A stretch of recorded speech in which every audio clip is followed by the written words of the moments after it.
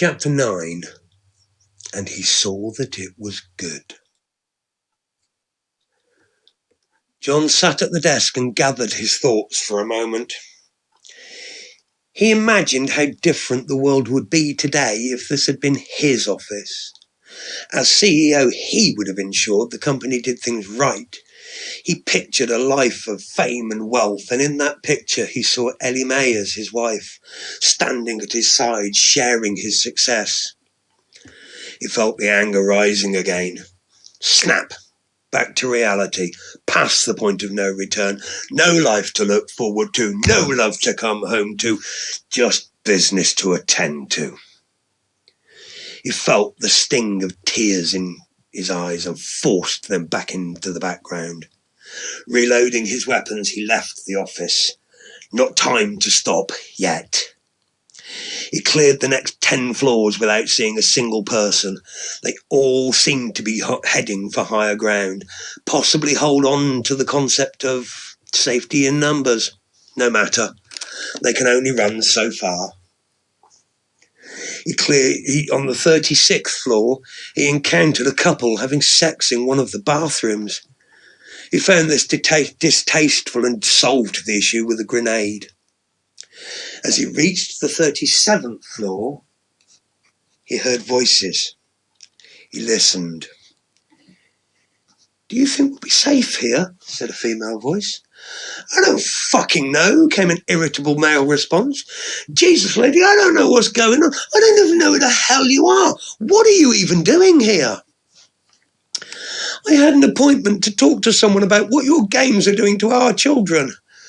"Oh, God, not another bleeding heart blaming our games for your kids' problems. Listen, lady, I have won awards for the work I do here. It's not our games' fault, it's the parenting. And people like you are part of the problem. You're not any part of the solution. Makes me sick that parents always got to blame someone else for their own failings. Oh, it's the game making my little boy angry. It's the game making my little girl behave. No, it's not." John had heard enough. He rounded the corner and came into sight.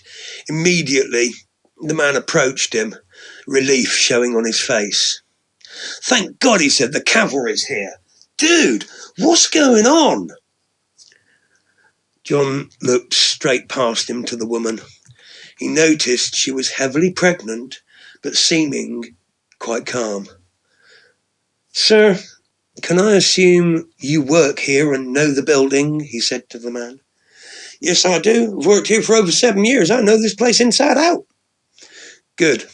Then I will ask you to wait here a moment while I see to this lady, and when I come back, I will need you to assist me." The man made no protest, but he did seem to inflate with sudden self-importance. "Stay here. I will be 3 minutes," John said as he took the woman's arm and led her away. He tapped his screen a few times and the shutter opened. He opened the window, leaned out and looked up. He tapped his screen again and turned to the woman. "I couldn't help but overhear your conversation, and you are right about these games and the damage they are doing. In a moment, the window cleaner's platform will be at the window, and I will help you onto it, and I will get you safely out of here. My advice to you is go home, get your child's console and games, and destroy them. Your child will not thank you, but your unborn child will reap the benefits." The platform settled in front of the window, and he helped the lady onto it. "I can tell you," said John, "that over 100 people are already dead as a result of the negligence these companies display, and that you should save your children from this terrible affliction. For me, it is beyond too late, but there are still lives to end. But for you and your family, there is still hope." The woman looked him in the eyes and was plainly terrified. "You have killed all these people," she said. "You should leave now," said John, and the platform started to descend. He closed the window and reactivated the shutter. He went back to where the man was still waiting for him. "I heard how you spoke to that woman, and it was out of line. I'm just sick of hearing the same tired old shit. No, you don't seem to understand. She was correct, and you are part of the problem. Now wait a damn minute. No, sir, you wait a damn minute. In fact, don't. John took out the gun and shot the man where he stood, a sudden realization spreading over his face as his life was extinguished. Outside, the platform carrying the pregnant woman had reached the ground, and rescue services were checking her out, and a policeman was questioning her to gain more knowledge. Ma'am, we need to know how many terrorists are in the building. How many did you see, and how did you get to safety? It's not terrorists, she said, and everybody stopped to listen. There's a man in there dressed like SWAT. I think he's by himself, and I don't think you can stop him. And he told me to go home and save my children. It's okay, ma'am. Obviously you're in shock, and you didn't see the others, but we figure they gotta have at least 10 in there committing acts of terrorism against our great nation. Medic, get this civilian to a hospital to get checked. She has nothing useful to tell us, and she's in shock. John continued to work his way up through the building. On the 45th floor, he collected 2 large aluminium cases from a storage room and activated the tannoy once more. Attention everybody, said the tinny voice. This ordeal is almost over. Now, for the safety of all the good people in this building, I must insist that you all make your way to the auditorium that is the 48th floor. You have exactly 5 minutes to reach the 48th floor, at which point the automated guns on the stairs will be reactivated. Your time starts now. The sounds of people moving, desks being dragged, voices all talking at once, screams of horror and disgust as bodies on the stairs are stepped over, sounds fading into the distance. John activated a single elevator, placed the 2 cases inside and sent it 3 floors up. He scouted the 3 floors on foot and was satisfied that his orders had been followed. He headed to the auditorium. There was easily 250 people gathered when he arrived, carrying the 2 cases he had retrieved from the elevator. Everybody should sit down and not speak. I will say that only once. Silence fell on the room as everybody found a seat. Finally, you people are learning to obey simple instructions. There may be hope for the world yet.